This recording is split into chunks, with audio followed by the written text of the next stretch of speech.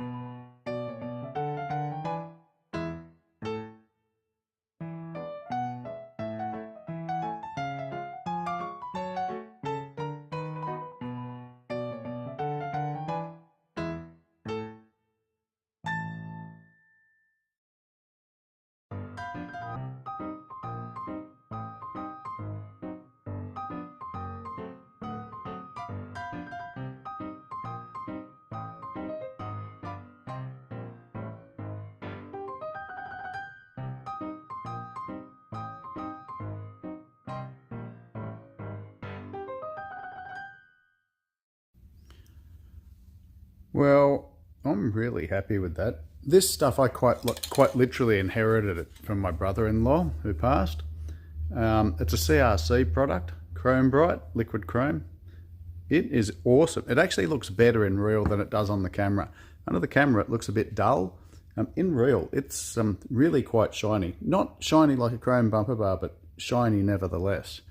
I've put a lot of it on. It says put on in light coats and build it up. And I've put on some light coats and some thick coats, because what I found from my experience with spray painting out of a gun, I found that get it to the point of just before it runs so that it lays out flat.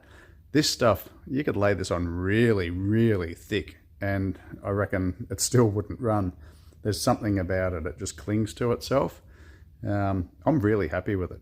As I said, I'm going to go through and I'll paint these bits with the fins on it and so on. Something like original.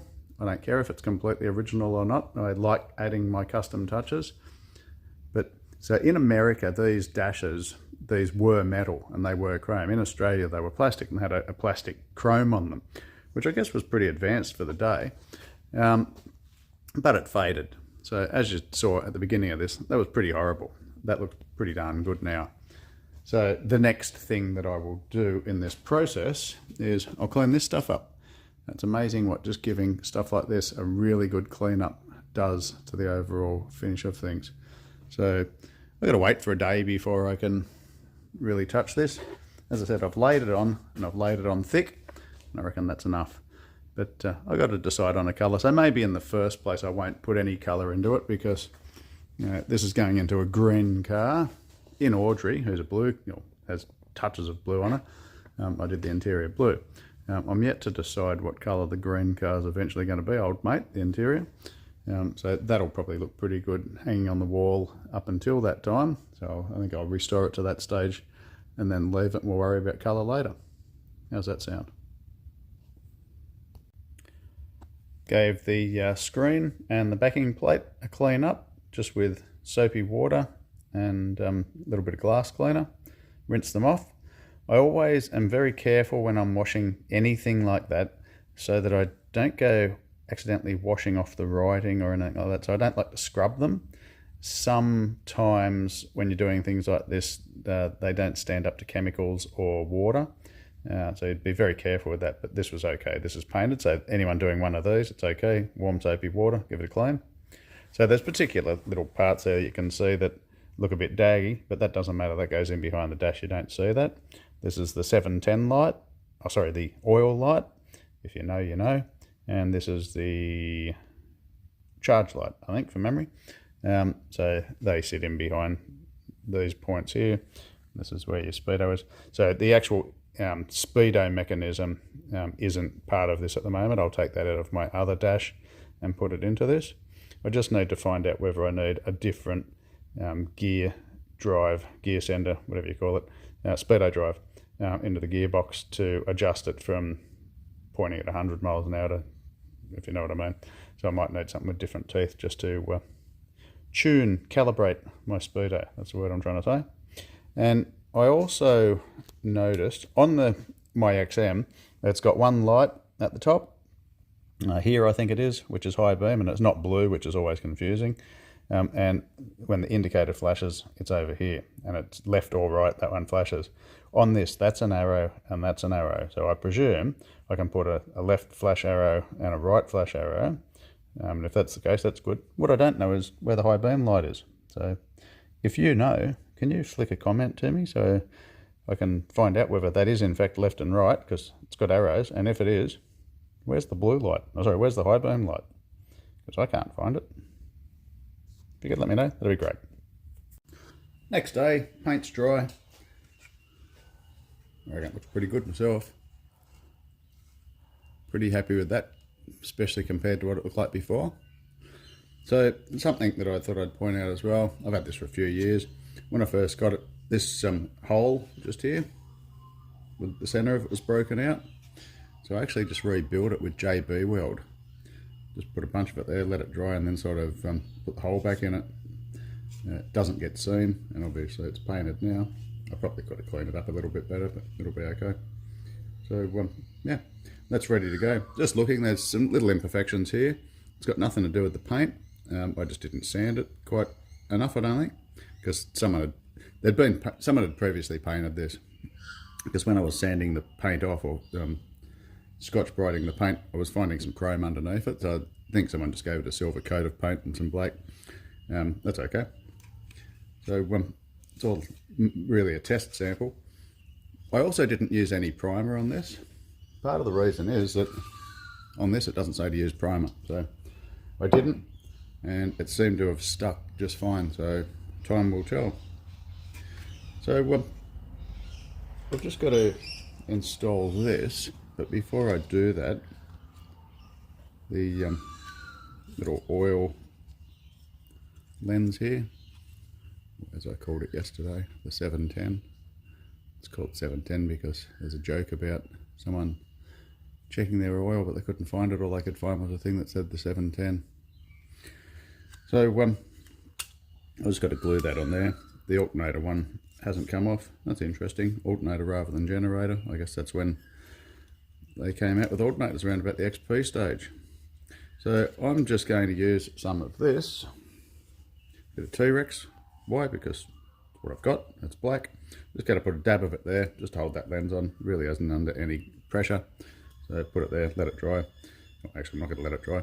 Put it there. Then I'm going to put this together and I'll show you what the finished product looks like.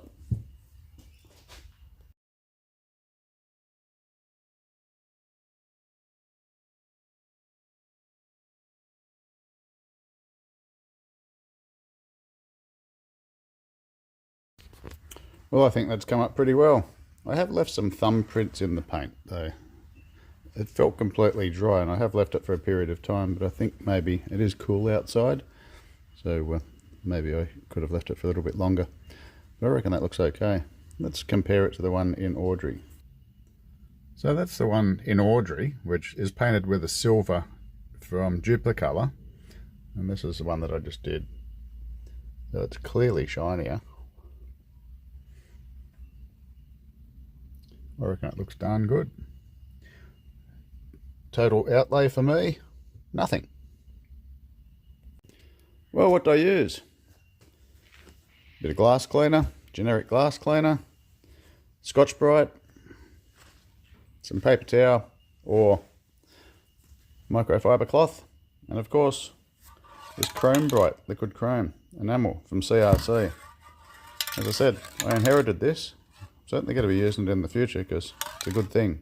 So knock yourself out. Go and restore that dash.